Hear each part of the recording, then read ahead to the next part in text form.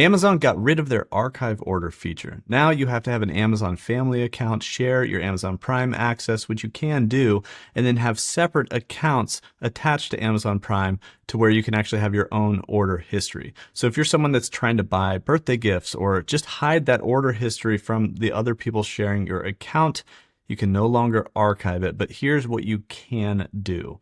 You can sign up for Amazon Family, and you can add or create a family. So if you go to create your family, you would basically invite another adult that you live with, even your kids. They can have separate accounts as well. So if you're buying gifts for your kids or your teens and they have accounts, you guys will all have your own order history. Now you can manage theirs, but the other adult, you don't share any view of the order history. It's actually a fully separate Amazon account.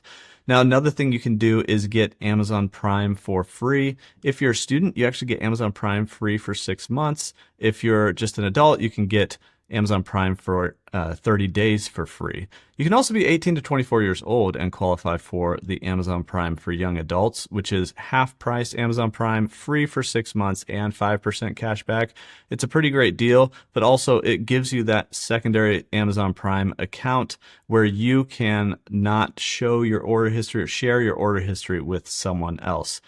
Amazon killed the feature to archive orders, more than likely because they wanted to push people into the Amazon family so you can share your Prime access, but you can also get your own account with Amazon Prime really easily with a 6-month trial or a 30-day free trial.